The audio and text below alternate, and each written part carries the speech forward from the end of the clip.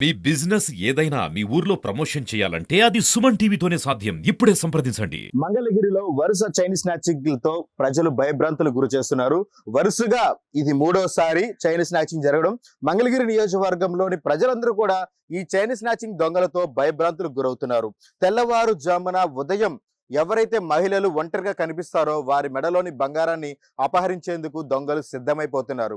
వారి ఏజ్ కూడా సుమారు 18 నుంచి 25 సంవత్సరాల మధ్యలో ఉన్నటువంటి దొంగలు ఎవరైతే ఒంటరి మహిళలు, వృద్ధులు ఒంటరిగా కనిపిస్తుంటారో వారి మెడలో బంగారు ఆభరణాలు కనిపించిన వెంటనే వాటిని లాక్కునే ప్రయత్నం చేసి పారిపోతున్నారు. 22వ తారీఖు శనివారం ఉదయం 7 గంటలకు సూర్యలక్ష్మి ఎంఎస్ఎస్ కాలనీలో ఒంటరిగా ముగ్గు వేస్తున్న సమయంలో దుండగులు బైక్ మీద ఒక్కడే కేటీఎం బైక్ మీద వచ్చి ఆ మెడలో ఉన్నటువంటి బంగారు ఆభరణాన్ని, బంగారు గొలుసును తీసుకుని పారిపోయాడు. చుట్టూ నివాస ప్రాంతమైనటువంటి ప్రజలు నిత్యం రద్దీగా ఉండే ఎంఎస్ కాలనీలో కూడా ఇలాంటి చైన్ స్నాచింగ్ దొంగలు ఎంతో ధైర్యంగా చైన్ని దొంగతనం చేశారంటే అసలు దాన్ని బట్టి మనం అర్థం చేసుకోవాలి ఎంత బలి తెగించుంటారని చెప్పేసి అర్థమవుతుంది. తెల్లవారుజామున 7 గంటల ప్రాంతంలో ముగ్గేస్తున్న సూర్యలక్ష్మి మెడలో నుంచి 2 పేటల తాడును ఆ కేటీఎం బైక్ మీద వచ్చినటువంటి దుండగుడు లాక్కుని పారిపోయాడు. కానీ ఆ బంగారపు గొలుసు వెనుక ఉన్నటువంటి కథేంటి, ఆ గొలుసు సంపాదించడం కోసం ఆ నిరుపేద కుటుంబం ఎంత కష్టపడింది, గొలుసు పోయిన తర్వాత వారు ఎంత దిగ్భ్రాంతికి చెందారు, అదేవిధంగా గొలుసు లాగే క్రమంలో వారికి తగిలినటువంటి దెబ్బలు ఏ విధంగా ఉన్నటువంటి పలు అంశాల గురించి ఈరోజు తెలుసుకుందాం. ఒక చైన్ స్నాచింగ్ జరిగిందంటే మనకి పోయింది తాడు మాత్రమే కాదు, దాంతో ఉన్న బంధం, ఆ వస్తువు మీద ఉన్నట్టు ప్రేమ మమకారాలు, ఆ వస్తువు సంపాదించుకోవడం కోసం కడుపు కట్టుకొని ఎన్ని రోజులు తిండి తినక కాపాడుకొని సంపాదించిన రూపాయి కూడబెట్టి సంపాదించుకున్న తాడుని ఒక్క సెకండ్ లో అలా దొంగతనం చేసిన దొంగ నిజంగా ఎంత దారుణమైన పరిస్థితుల్లో సూర్యలక్ష్మి కుటుంబం ఉంది. ఆ సూర్యలక్ష్మి గారి యొక్క అసలు దొంగతనం విధంగా జరిగినటువంటి పలు అంశాల గురించి ఈరోజు తెలుసుకుందాం. ఆ సూర్యలక్ష్మి గారి నివాసం దగ్గర అయితే ఉన్నాము. అమ్మా నమస్తే అమ్మా. అండి మాకు అసలు నేను ముగ్గేస్తున్నానండి. ముగ్గేస్తుంటే వచ్చాడు తీసుకుపోయాడండి. వెనకమాల పరిగెట్టాను, దొంగ దొంగ దొంగ అని పరిగెట్టాను. పరిగెట్టినా గానీ వెళ్ళిపోయాడు. నేను ఇప్పుడు ఆ తాడు సంపాదించుకోవాలంటే ఎంత బాధపడాలండి. మొన్నే మా అబ్బాయి చచ్చిపోయారు, 6 నెలలు అయ్యింది. మాకెవ్వరూ లేరు, మా ఆయనకి బాగోవడం లేదు. మాకెవరూ లేరు. మాకు అది మాత్రం దయచేసి మీరు ఇచ్చినట్టుగా చెయ్యండి. మరి మమ్మల్ని మాత్రం కనిపెట్టండి. అది ఎంత బంగారం విలువ ఎంత ఉంటుందండి? ఇప్పుడు అప్పుడులోను 15 సంవత్సరాల నుంచి నేను ఎంత కష్టపడి సంపాదించుకున్నానండి. నాకు ఇప్పుడు దొరికితేనే మాకు అసలు నేను వేసుకోగలను. ఇంకా ఆ తాడు మాకు ఎత్తగైనా దయచేసి మీరు తెప్పించాలండి. ఎత్తగ చేస్తారో ఏం చేస్తారో నాకైతే తెలియదండి. 15 సంవత్సరాల నుంచి కష్టపడి సంపాదించుకున్నానండి. ఎన్ని బాధలు పడ్డాము. ఇప్పుడు ఈ రోజున వచ్చేసారు, నా కొడుకు కూడా లేడు, చచ్చిపోయాడు. 6 నెలలు అయ్యింది. నేను ఎలా బతుకుతామో ఏం చేస్తామో మాకు పని కూడా చేయలేకపోతున్నాను. నేను ఇప్పుడు ఆ తాడు సంపాదించగలను, నాకు ఉపాయం చెయ్యండి. అసలు ఎలా జరిగిందంటే పొద్దున్న ముగ్గేసేటప్పుడు ఒకసారి చూపించు. ఇంత ముగ్గేస్తున్నాను. ఇంత కూర్చొని కూడా కాదండి, ఇంత ఒంగోని వేస్తున్నానండి. ఇంత తీసాడండి, ఇంత పడి ఉంది, తీసుకుని వెళ్ళిపోయాడు. అంటే ఇప్పుడు ఎటు నుంచి వచ్చాడు దొంగ? అటు నుంచి వచ్చాడా? ఇటు నుంచే వచ్చాడు. ముందు మనం సీసీ కెమెరా చూసినట్లయితే అంటే ఇటు నుంచి బండి వేసుకుని వెళ్ళాడు కదా? ఇటు నుంచి బండి వేసుకొని వెళ్ళి బండి అక్కడ ఆన్ చేసుకుని. అమ్మ అంటే మీరు తెల్లవారుజామున ఎన్నింటికి సుమారు ముగ్గేస్తాం ప్రారంభించారు? 6:30 అయింది. 6:30 అయింది అప్పుడు సమయం. 6:30కి ఇంట్లో నుంచి ముగ్గు గిన్నె తీసుకుని బయటకు వచ్చాను. వచ్చి ఇక్కడేనా ముగ్గేస్తున్నాను. ఓకే, ఎలా వేస్తున్నారు ఏంటి? ఇలా వేస్తున్నానండి. ఇట్లా జారబద్దరగా ఇట్ట లాగేసాడు. అంటే ఇప్పుడు ఎటు నుంచి ఉన్నాడు దొంగ? ఇటు పక్క ఇటు పక్క నిలబడ్డాడు. నిలబడ్డాడు ఇట్టేనండి, ఇక్కడే నిల్చున్నాడు. గబుక్కుని వచ్చి ఇట్లా లాక్కుని పరుగే. అంటే తాడు లాగే క్రమంలో మీ మెడకి ఏమన్నా మెడకి కొద్ది దెబ్బ తగిలింది. దెబ్బ తగిలిందా? గీసేసింది. చుట్టుపక్కలంతా గీసిపోయిందా? గీసింది. అవన్నీ ఇప్పుడు మందులు ఆడాను. సూర్యకాంత దగ్గరికి వెళ్ళి 4 ఇండిషన్లు చేసాక తగ్గింది. ఎంత వాసిపోయింది లాగే క్రమంలో. ఇప్పుడు కూడా నొత్తుంది లాగే తరంలో. Okay okay. లాగిన తర్వాత ఇంక ఇటు నుంచి ఇటు పరిగెత్తాడు. పరిగెత్తుకుంటూ వెళ్ళిపోయాడు. నేను పరిగెత్తాను, ఆయన ఎమ్మట. నాకు దొరకలేదండి ఆయన బలవంతుడు. నేను ఎక్కడ దొరుకుతాను? నేను పరిగెత్తాను, ఆయన అమ్మ నేను పరిగెత్తాను. ఏదో రాయ నేను ఉంటే ఇసిన బాగుంది. అంతవరకు ఆలోచన రాలేదు. ఆయన పరిగెడుతున్నాడు, నేను వెళ్దాం లేని పరిగెత్తాను.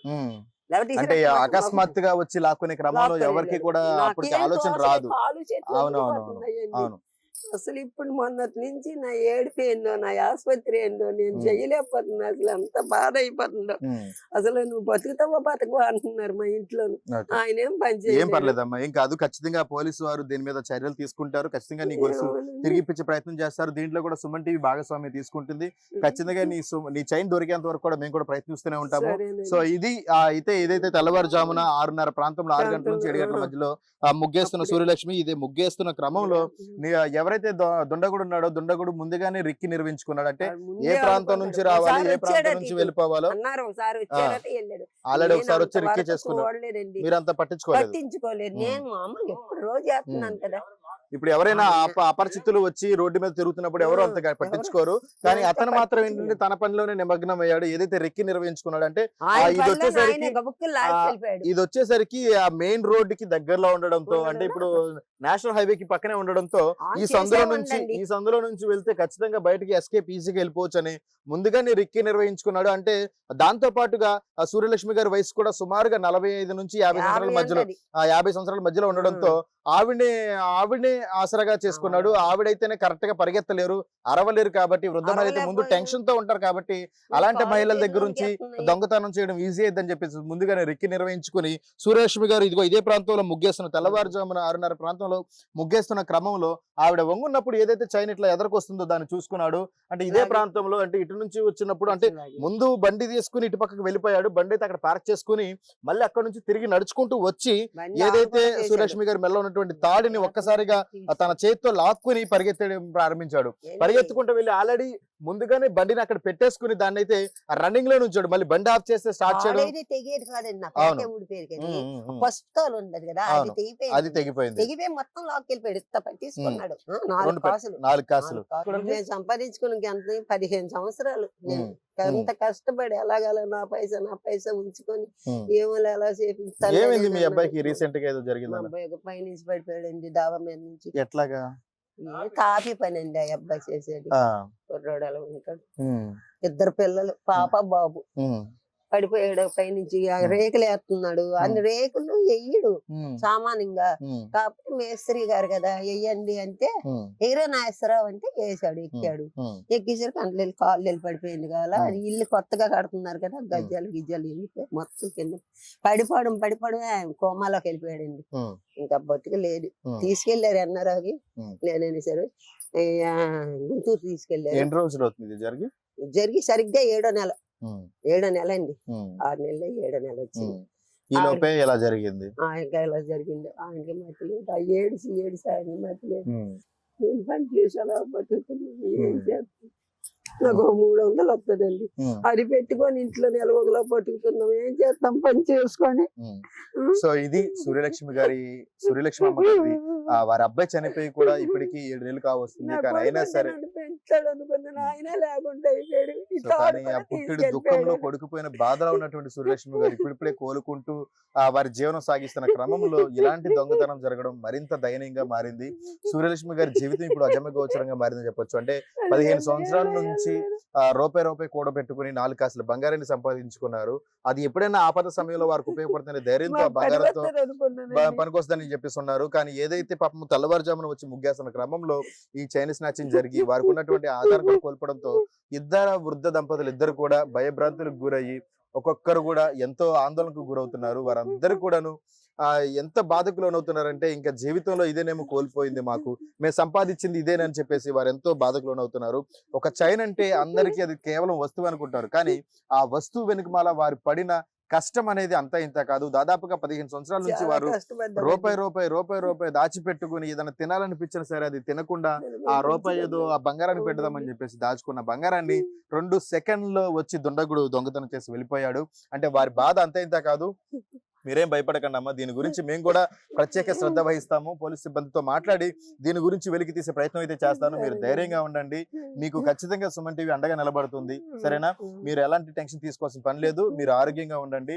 మీకు ఏమో ఖచ్చితంగా మేము దేవుడా, స్టేషన్కి వెళ్ళి దాని గురించి దర్యాప్తు చేసి దాని గురించి మరిన్ని నిజాలు తెలుసుకుని దానిని ఖచ్చితంగా వెలికి తీసే ప్రయత్నం అయితే చేస్తాము. సో ప్రస్తుతం అయితే ఇది ఇక్కడ దొంగతనం అయితే జరిగింది. సో ఇక్కడ నుంచి దొండగుడు బండి అయితే అక్కడ పెట్టాడు. సో అక్కడ కూడా ఎలా వెళ్ళాడు ఏంటి అనేది ఒకసారి చూద్దాం.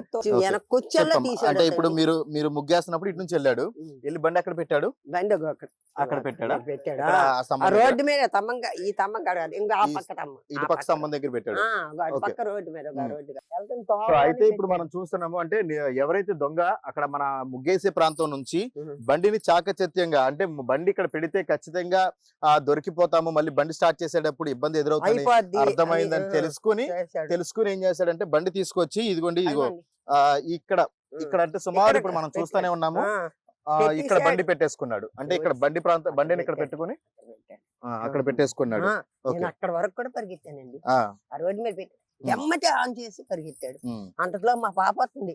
ఎవరు ఎవరు ఎవరు అంటున్నా కానీ మా పాప మాట లేదు, ఎవరి మాట లేదు. అసలు ఏం చేసేస్తాడు. దొంగతనానికి పాల్పడిన వ్యక్తి ముందుగానే ఈ ప్రాంతం అంతా రిక్కి చేసినట్టుగా అర్థమవుతుంది. అంటే సుమారుగా ఇదంతా కలిపితే ఒక 30 మీటర్లు ఉంటుందంటే ఈ 30 మీటర్ల దూరంలోనే దొంగతనాన్ని స్కెచ్ గా ప్లాన్ చేసుకున్నాడు. అంటే ముందుగా మన ముగ్గేసే ప్రాంతం దగ్గర నుంచి చూసుకుంటూ వచ్చి బైక్ అయితే సుమారు ఇదిగోండి ఇదిగో ఏదైతే ఈ ప్రాంతం ఉందో ఇక్కడ ఖచ్చితంగా బండిని పార్క్ చేశాడు. అంటే బండిని ఇక్కడ పెట్టుకుంటే ఏదైతే దొంగతనం జరిగిన 10 మీటర్ల డిస్టెన్స్ లోనే నడుచుకుంటూ వచ్చి వెంటనే బండి ప్రారంభించి మళ్ళీ ఇదే రోడ్ లో నుంచి వెళ్ళిపోవడం జరిగింది. ఇదే రోడ్ లో వెళ్ళిపోయాడమ్మా? అదే రోడ్డు, ఇదే రోడ్ లో వెళ్ళిపోయాడు. ఇంకా ఇటు వెళ్ళిపోయాడు. ఇంకా ఓకే. అయితే బండిని ఇక్కడ పార్క్ చేసుకుని దొంగతనం చేసిన వెంటనే మళ్ళీ పరిగెత్తుకుంటూ వచ్చేసి ఇదే రోడ్ లో నుంచి వెళ్ళిపోవడం జరిగింది. అంటే సుమారుగా ముందు నుంచి ఇదంతా ఈ ప్రాంతం అంతా రిక్కి చేసుకుని ఈ ప్రాంతంలో ఒంటరి మహిళలను చూసుకుని దాన్ని అనువుగా చేసుకుని మెల్ల ఉన్నటువంటి 2 పేట్ల తాడుని తీసుకెళ్లిపోవడం జరిగింది.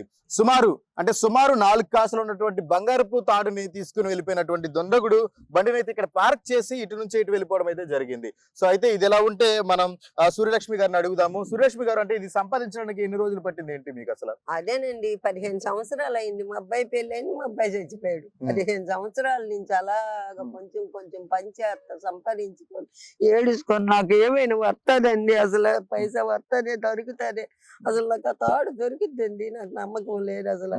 అంటే మీరు లాగే క్రమంలో నేను అసలు దీనిలోనే లేనండి, నేను ఆ లాగే దీనిలోనే లేను.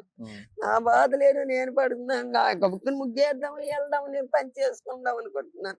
ప్రవీణ్ భారతిలో ఆయమ్మగా ఉంటాను, అది కూడా రాశారు పోలీసులు.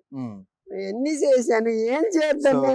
15 సంవత్సరాల నుంచి కడుపు కట్టుకుని దాచిపెట్టినటువంటి 2 పేట్ల తాడుని ఒక దొంగ ఒక చిటికెడలో దాన్ని సొంతం చేసుకుని వీరికి పుట్టిన దుఃఖంలో ఉన్నటువంటి వీరికి ఇంకా భారాన్ని చేకూర్చాడు. సో కనీసం ఇప్పటికైనా పోలీసులు అప్రమత్తం అయ్యి ఏదైతే ఈ చైన్ ని వారికి సొంతమయ్యేలాగా చేస్తారని చెప్పేసి సుమన్ టీవీ తరఫు నుంచి ఒక రిక్వెస్ట్.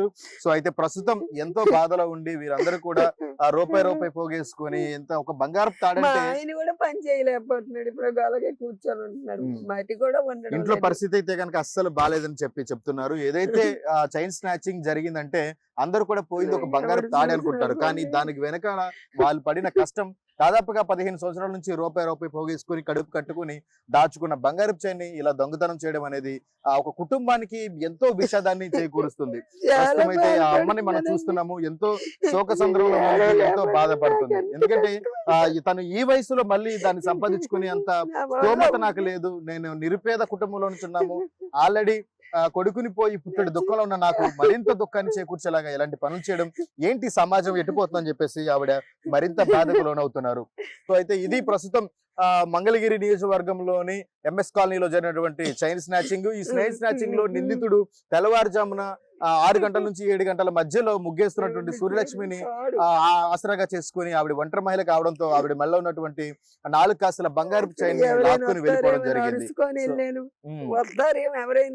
అంటే చుట్టుపక్కల ఉన్న వాళ్ళందరూ కూడా అప్రమత్తమయ్యారా? అప్పుడే వంటలు చేసుకుంటున్నారు చిన్న పాపలు, మరి స్కూల్ పంపించే క్రమం గట్ట అందరూ రెడీ అవుతా ఉన్నారు. ఎవ్వరు రాలేదండి ఆ రోజుని, మరి బయట లేరు ఎవరు, వంటే వచ్చేసి వాళ్ళు ఇంట్లో ఆయన దగ్గర ఒక అబ్బాయి ఉన్నాడు, ఆ అబ్బాయి వచ్చేవాడు.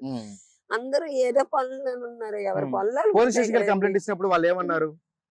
ఎవరండి పోలీస్ స్టేషన్ కంప్లైంట్ ఇచ్చినప్పుడు ఏమన్నారు, చూస్తాను అన్నాడు. మరి ఏమన్నాడు, ఎత్తగైనా తెద్దాం చూస్తానమ్మా, నువ్వు ఏడుతున్నావు కదా అంటున్నాడు. ఇంకేమన్నాడు, ఏం చేస్తాడు అయితే ఇది ప్రస్తుత పరిస్థితి అయితే గనక ఇక్కడ మనకి ఎంఎస్ఎస్ కాలనీలో సూర్యలక్ష్మి గారిది 4 కాసుల తాడు పోవడంతో ఆవిడ మరింత దిగ్భ్రాంతికి గురవుతున్నారు. ప్రస్తుతం భర్త పరిస్థితి కూడా ఏం బాలేదు. వారందరూ కూడా దీన పరిస్థితిలో ఉండి ఎంతో బాధపడుతున్నారు. అయితే ఇది పరిస్థితి. ఆ 4 కాసుల తాడు అనేది కనిపించడానికి ఒక బంగారపు వస్తువులాగా ఉండొచ్చు, కానీ ఆ వస్తువు వెనుకున్నటువంటి దీనగాథ ఇది. కెమెరామెన్ భాషతో విజయ్ రిపోర్టింగ్, మంగళగిరి నియోజకవర్గం.